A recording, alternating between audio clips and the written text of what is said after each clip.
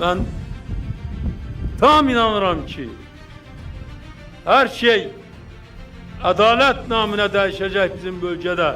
Azerbaycan halkının bəza vəziyyəti onun xeyrinə dəyişəcək və mütləq siz gələcəkdə hələ gedib öz gözəl Göyçə torpağını da görəcəksiniz.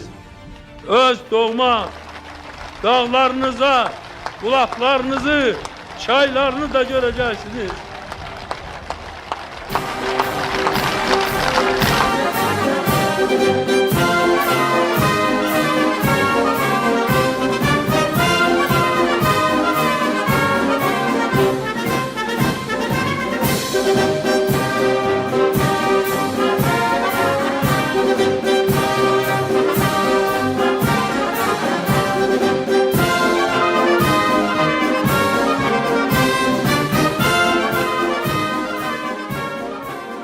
Qərbi Azərbaycandan olan soydaşlarımız, onların yaxınları, uşaqları, nəvələri tarixi diyarımız olan Qərbi Azərbaycana qayıdacaqlar.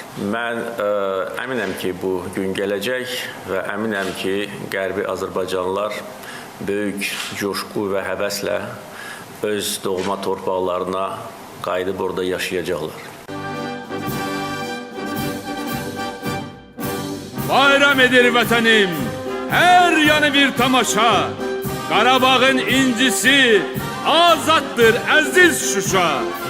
Üç renkli bayrağımla bəzənib başdan başa elim, obam, yurdum, yuvam, doğma Azərbaycanım. Zəfərlərin mübarək, Ali Başkomandanım. Coşub daşır Xəzərim, dəli kürüm, Arazım, seçilmir biri-birindən payızım, qışım, yazım, Qarabağ şikəstəsi, şirin şəkər avazım, ucalır zirvələrə şərəfim, şöhrət şanım, zəfərlərin mübarək, Ali Başkomandanım. Hələ bizi gözləyən neçə ellərimiz var. Qar boranlı, tufanlı, daşlı yollarımız var. Dəmir yumruq silahı, igid ərlərimiz var.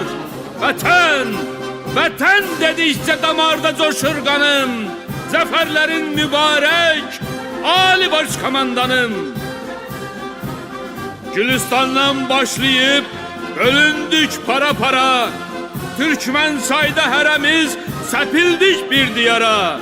Nə əzildik, nə sındıq çəkilsək də biz dara. İllərdir həsrət çəkir Təbrizim, İrəvanım. Zəfərlərin mübarək, Ali Başkomandanım. Hiyləgər yağı düşmən, üz tutsa da haraya. Hainlər bata bilməz bu müqəddəs diyara. Güneş kimi doğacaq Zəngəzurdan dünyaya. Ulu soyum, soyadım, Türkistanım, Turanım. Zəfərlərin mübarək, Ali Başkomandanım. Zəfərlərin mübarək, Ali Başkomandanım. Qarabağ bizimdir, Qarabağ Azərbaycandır.